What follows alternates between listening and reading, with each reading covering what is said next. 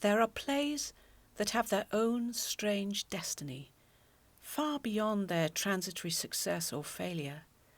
They carry along with them not only their own fate, but also that of the author and sometimes the producer as well. Mädchen in Uniform was such a play.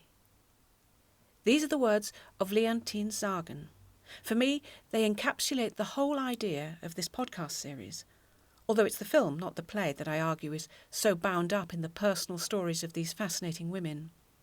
Leontine might have felt out of her depth making a movie, but she could have had no idea in those early days how far this project would eventually propel her. You're listening to The Kiss, the story of the women who made a movie masterpiece, and this is episode 8, A Question of Casting.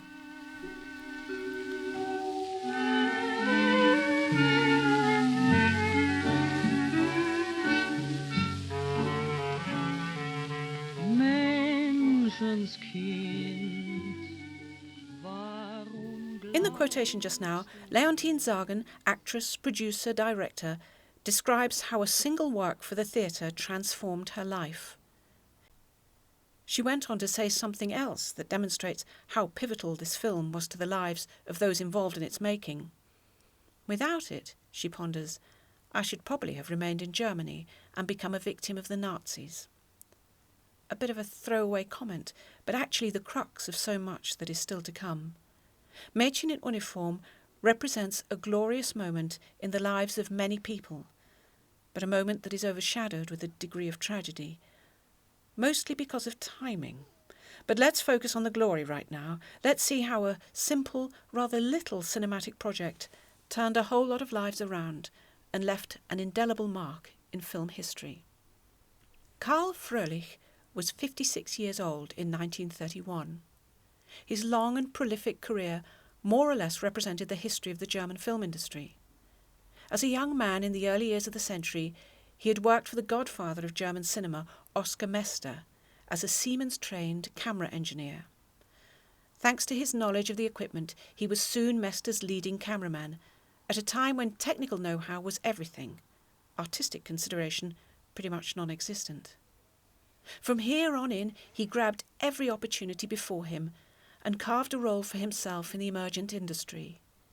He made Germany's first sound movie, its first colour drama, pretty much invented the idea of a dedicated film score, was one of the industry's first and leading documentary makers. In fact, during the First World War, he flew over the battlefields, filming the action with a specially adapted on-board camera. He collaborated exhaustively with other creatives, gave breaks to unknowns in whom he saw promise, including several women writers and producers, practiced a slavish devotion to giving audiences what they wanted, and ultimately, fatally for his long-term reputation, threw his lot in with the prevailing political group of the day. But more of that later. Froelich was the ultimate collaborator and opportunist, happy to co-direct if it meant creating a better finished product, hiring the most reliable and promising staff, and often working on a collective basis with the aim of turning every contingency into a solidly bankable certainty. He is filmmaker, entrepreneur, showman, mover shaker, freelancer, you name it. That's how movies started, and that's how he still worked. He had owned production companies, including one which he co-ran with Germany's most beloved leading lady, Henny Porten.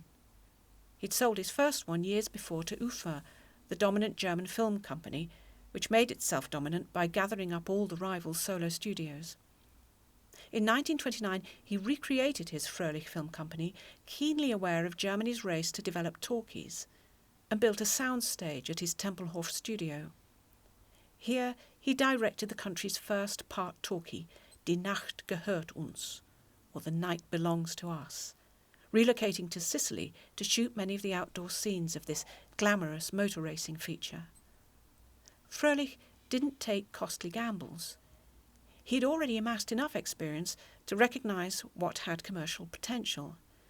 Die Nacht gehört uns was also shot in French, a sound business plan not unusual at the time, and ensuring a much wider cinema release and greater productivity. One of the most famous examples of one of these multi-language productions was, of course, Der blaue Engel, or The Blue Angel, starring Marlene Dietrich and shot simultaneously in German and English. People liked working with Froelich, found him friendly and avuncular.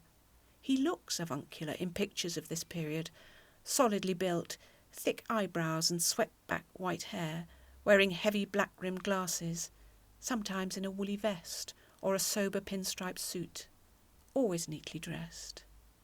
Both Leontine and the lead actress Herta Thiele described him as elderly, which, speaking as a 50-something myself, sticks in the craw a bit. Nonetheless, he commanded considerable respect, and when Leontine received a call from his office to go and see him one day, she was trembling with anxiety, thinking she was being called to act in the movies. She'd got it wrong, of course. He wasn't interested in her as an actress. This is how she describes the meeting. I entered the large, airy office of Mr. Karl Froelich. My nervousness soon evaporated, however, when this sympathetic elderly gentleman spoke to me. He was humorous and respectful, very different from the top-notchers who had dealt with me before. He mentioned my last production, maintaining that it revealed a woman's intuition. And still I did not know why he wanted to see me. Then suddenly came the question, "Will you direct this play for the screen?" There was a pause. Is he mad, I thought. Then he continued, "I intend buying this play for the screen and should like to keep the same cast together. The script will be written by the authoress and one of my collaborators, under your supervision and mine. But above all, I should like you to direct." "Mr. Froelich, I've never set foot in a film studio. I could count the pictures I've seen on my fingers. I'm not greatly interested in films." "So much the better.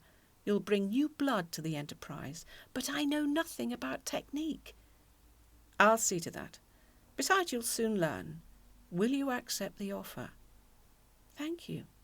I will." I love that line from Leontine. I'm not greatly interested in films. Leontine, the classical actress, the aloof artiste. It suggests a number of things. That there was still a degree of snobbery about the movie industry, despite it having long entrenched itself with audiences and despite the clear emergence of more challenging themes in the pictures. But also, I think it says that Leontine was already losing ambition and winding down a bit, accepting that she might have to make compromises rather than making waves. Another interesting speculation that emerges from this exchange is that Froelich had already approached Christa Winslow with the offer of buying the rights to her story, and importantly, that she'd responded positively. The collaborator Froelich mentions, who will co-script, is Friedrich Dammann, who is credited in the final film as F. D. Andam, which appears to be the name he wrote under for the movies. He was 30 years old at the time, and would go on to write scripts either singly or in collaboration with other writers well into the 1950s. Leontine now had to adapt to a new world of film production, and she was surprised to find the process more enjoyable and natural than she'd first imagined. For a start, she could rely on friendly guidance from Froelich, and Froelich's long-time right-hand man, Walter Zuppe. Everyone was working with the same aim, to make a good picture. Both Christa and Leontine were keen to learn and understand. They would attend conferences with Froelich, and Leontine would bring all her ideas and suggestions. Her main concern was, to put it bluntly and in her words, that the play was technically weak. She now found that she could add layers in ways that had never been open to her on the stage. The creative use of sound, camera angles, close-ups, long shots. It was slowly becoming apparent that Christa's autobiographical story had the potential of becoming a better film than it ever did a play. And when Leontine had doubts or found herself bogged down in procedure, Karl Froelich would always be there to give her encouragement. "Don't be modest. Let yourself go," he would say. "Note down every idea, every nuance that comes to you." It must have been an interesting meeting of minds. Leontine had zero experience of films. But it's also true to say that Karl Froelich had equally no experience of the stage. I think he must have seen something novel and interesting in fusing Leontine's classical background with this brand new medium. Here's an important fact that we shouldn't let go of. Mädchen in Uniform was financed by everyone who made it and appeared in it. It was made on a cooperative basis under the name of the Deutsche Filmgesellschaft. Christa, Leontine and the cast and crew, as well as Karl Froelich himself, all sunk their money into it. The agreement was that they would get a quarter of their wages and then a share of the profits, as and when the film did well. This was not an unusual procedure at the time among smaller production companies, and was sometimes the only way that they could make any films at all. It would be seen as an investment. If the film did well, then they could expect a pretty hefty return for their financial contribution. Nobody, certainly not Christa or Leontine, expected the film to make much of a ripple at all. But the costs could be kept low. By hiring many of the same cast members who had appeared in the stage versions, they could cut out all the bother and expense of auditions and extended rehearsals. In the end, the film came in at a pretty modest budget of 55,000 Reichsmarks. There's another issue that will not have passed your attention: the name of the film. At some point, probably relatively early on, Gestern und Heute, Yesterday and Today, became Mädchen in Uniform, or Girls in Uniform. I think we can pretty solidly lay this one at the door of Karl Froelich. He never liked the previous wishy-washy names of the play, and knew full well that a film title went a long way in attracting an audience. The new name is deliberately sexually titillating, and yet, taken very literally, also hints at the military theme and the uneasy relationship between young females and regimental constraint. Froelich was also always wary of producing anything too mawkish or sentimental, anything that would put a potential viewer off. He got it spot on, of course. I doubt either Christa or Leontine would have put up much of a fight. Now, let's focus on the casting. Casting is at the core of the success of this film, I would argue. It's a topical subject. This year, the BAFTAs were the first major awards to recognise casting as a prize category. It's odd to me that it's taken so long, given its central role in filmmaking. The performances in Mädchen in Uniform are so outstanding and exceptional that they are as fundamental a part of its creative energy and success as the writing and direction.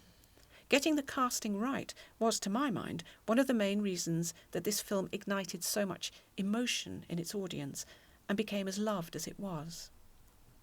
But casting was always going to be slightly contentious when so many actors already felt they had a stake in the production. In her memoirs, Leontine brushes over the issue, mentioning merely that Christa Winslow saw to it that Hertha Thiele, the young actress from Leipzig, was engaged for the role of Manuela. Christa Winslow saw to it. Interesting way to put it.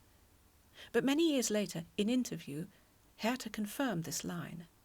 Hertha, I gather from her interviews, was not massively keen on Leontine, and I wonder if it's based on this casting issue. Leontine wanted Gina Falkenberg for the role of Manuela. She's the one who played the part initially in the Berlin run of the stage play, directed by Leontine. Karl Froelich screen-tested Gina Falkenberg for the role, but didn't think she was right for it, and rejected her at once. Christa, who was co-scripting the film, then suggested to Karl that he might want to screen-test Hertha for the role. Hertha's was the 100th and final screen-test for the film. She had no previous experience of such things and found it an ordeal. The test was done in silence, and she was told to turn her head to the left and to the right repeatedly. She couldn't bear it, and squirmed in her chair and tried to run out of the room, but Froelich ordered her to stay. Couldn't she just say some lines, she begged. Whatever you want, he answered. Because I come from the theatre, she later recounted. I couldn't just hold a facial expression without speaking. She didn't hear for a long time, and eventually called the studio. She spoke to Walter Zuppe, Froelich's assistant director and colleague. Maybe you can have a small part, but not the main role, he told her. No way. Hertha couldn't take this rebuff. She wrote to Froelich and told him that while she would accept a small part in any of his other productions, she had to play Manuela in this one, or nothing at all. Soon after that, while she was rehearsing at the theatre, a messenger came and brought her 200 marks and a telegram. It said, "Get your teeth capped. Main role assured. It's not entirely clear why Froelich changed his mind, but we know that Christa, the play's author, was very keen to have Herta in the lead role, and Herta herself believed that Christa was instrumental in getting her the part. We can only guess at how much it rankled with Leontine to be overruled on a casting decision, but never mind. When it came to assigning second lead, the part of the teacher, Fräulein von Bernburg, Leontine almost certainly either approved it or even instigated it. And so we come to Dorothea Wieck. When I first conceived the idea of a story telling the making of Mädchen in Uniform, I toyed with pushing the film to the background and focusing on the intertwined life stories of 4 very different women: Christa, the Baroness, writer and artist; Leontine, the classical actress turned director; Herta, the socialist movie star; and Dorothea, the what? I searched in archives and libraries, both here and in Germany, and couldn't find very much about her at all. Knitting the facts I had about her together would barely make a chapter, let alone a quarter of a narrative. And yet she is, to my mind, one of the factors that made this film outstanding. Remember, Fräulein von Bernburg, the benign teacher in Christa's play, had been cast on stage in 2 very different ways, as a frumpy mum and as a butch athlete. With each casting decision, the story had a very different emphasis. Dorothea Wieck changed the emphasis yet again, and she did it simply by the fact that she was a natural, and by that I mean subtle, actress who understood the specific needs of acting to camera. She puts in, I think, the single most multidimensional and arresting performance of the whole cast. It's relevant that she's young and beautiful, but she's an awful lot more. The movie version of von Bernburg is a complex character who can be playful one minute, imperious the next. She struggles with her role as a figure of authority while instinctively maintaining the rule of law. Those eyes are so expressive. Leontine would use cutaways and close-ups very effectively when it came to filming Dorothea. This actress could say so much with a single meaningful glance. And when the teacher and pupil collide, you get such a sense of inner maelstrom in this performance. Manuela's feelings are all on the surface, as you'd expect from a teenager. Von Bernburg's are battling beneath. But here's an interesting fact.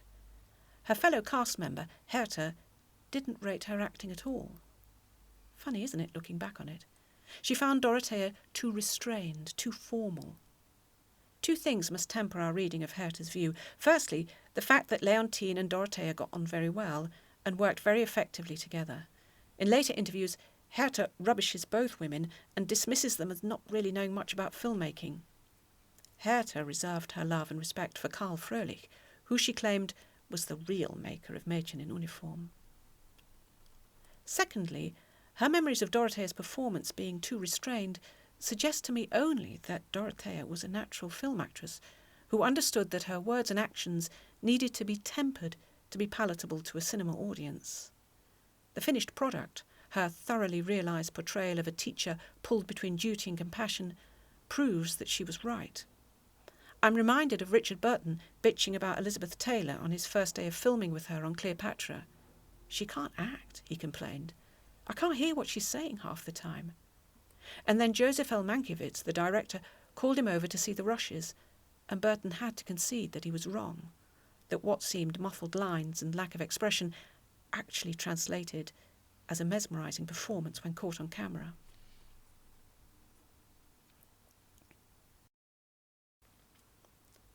At the very end of a short article about Dorothea in the New York Times, dated 1933, it's claimed that she got the part of von Bernburg because, and I quote, "the director was a family friend." It almost suggests that the process was a casual one, a question of who you know. We can assume by director that they meant Leontine. Leontine has always been credited as the director of the film, except for a brief stint when, for publicity or political reasons abroad, Froelich claimed the role for himself.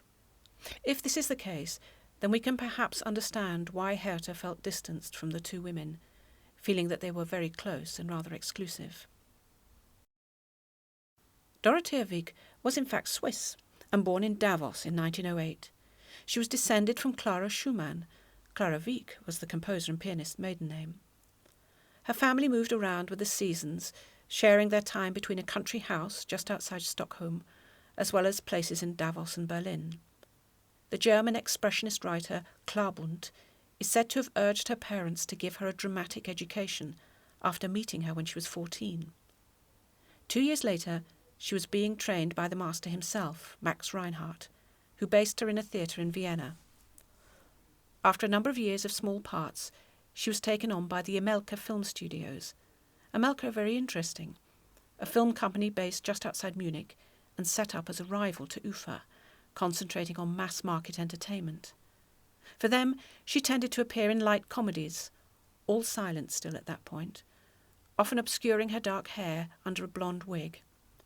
So, by the time she was in her 20s, she had considerable experience on the stage as well as in the movies, and had a pretty solid idea about the skills required for both. While the central relationship of interest in the film is between Dorothea and Hertha as teacher and pupil, this wasn't the only double act in the script. Dorothea, as Fräulein von Bernburg, also comes up against the formidable headmistress, Oberin des Stifts, played by Emilia Under, who was 52 at the time. Under, to my knowledge, had no previous exposure to the play, and who chose her for the role is now lost. Born in Latvia, this commanding character actress had considerable experience already in German cinema, from the silent era onwards, and had appeared in some notable films, including F.W. Murnau's The Burning Soil in 1922. Murnau made this tale of a struggle over oil-rich land in the same year as his Nosferatu, and it remained lost until the late 70s when a single copy was discovered in Italy. Some of the names involved in The Burning Soil went on to great things, not least its screenwriter, Thea von Harbu, writer of Metropolis, and its producer Erich Pommer, a giant of German cinema. Though not a lead actress, Under's strikingly impish features and figure perhaps ruled that out in those days. She certainly found her way into some quality movies with notable cast and crew. The year before Mädchen came out, she had one of the main supporting roles in a movie called Abschied, or Farewell, which was directed by Robert Siodmak, soon to go on to Hollywood, and co-scripted by Emmerich Pressburger, eventually one of this country's greatest ever film writers. The role of the headmistress's sidekick, the Fräulein von Kästen, went to Hedwig Schlichter, also known as Hedy Kriller. Again, I don't know who chose her or how they came across her, but she's another inspired bit of casting. Just as in the play, the schoolgirls would provide the colour and energy and heart of the production. Some of the lesser parts went to young women who'd worked with Leontine on an earlier stage project. She knew them and could work easily with them. For many of the young cast members, this was their first film appearance, possibly even their first acting job. This was a deliberate move on Leontine's part, intending that the schoolgirls should come across as youthful and natural, without any of the mannerisms of theatrical training. The casting of Ellen Schwanecker as Ilse, Manuela's irrepressible and lively schoolmate, nailed the part perfectly. This was the young dancer's first cinema role, and Leontine and Karl Froelich must have foreseen the promise of something electric in this bob-haired live wire. Just one other casting decision is worth a moment's mention, and that's the part of Fräulein von Atoms, the smug teacher who tries to show up Fräulein von Bernburg for her weakness over the children. Von Atoms is played by none other than Erika Mann, daughter of the writer Thomas Mann, and friend and fellow Munich resident of Christa Winslow. She was 27 years old. If you remember, it was Erika and her brother Klaus who helped get the play staged in Leipzig. It's highly likely that Christa got Erika the part, or certainly put in a good word for her. Erika was a trained actress and had been talent spotted by Max Reinhardt while still a student. But she was hard even then to categorise, already having turned to writing and journalism as her main interest. She was no stranger to controversy. Her presence is significant, I think. Erica, like Krista, had relationships with both men and women, and again like Krista, more successfully with women. She was bold and outspoken in her politics and came from the same bohemian circles as Krista. She's unlikely to have taken a part in a film that she considered slight or commercial. There are some references to the fact that she backed out of the film before it was finished, but I can't find any concrete information to back this up or to explain why it would have happened. So there, more or less, is the cast. All women. Some highly experienced, some just starting out. Nobody knew quite what to make of the project. Would it succeed? Would it disappear? But nothing quite like it had been done before. They were sure of that. Perhaps it was that excitement, coupled with the fact that there was no pressure, that brought out the creative best in these women. I've argued that assessing performances is, as far as I'm concerned, a valid critical approach to this film. But of course, there were other factors that made it exceptional, technical ones, and the location. When it came to staging Mädchen in Uniform, and I use the term rather than setting because there's definitely a feel of the theatrical tableau at times, Leontine Sagan was not only in her element, but at her artful best. She knew that recreating the Prussian boarding school could only be done on location, and not in a studio, and she went to some considerable lengths to find the perfect place, with the perfect staircase. Next time on The Kiss, we'll find out how Leontine recreated the world of a Prussian boarding school and laid the foundations for an astonishing piece of work.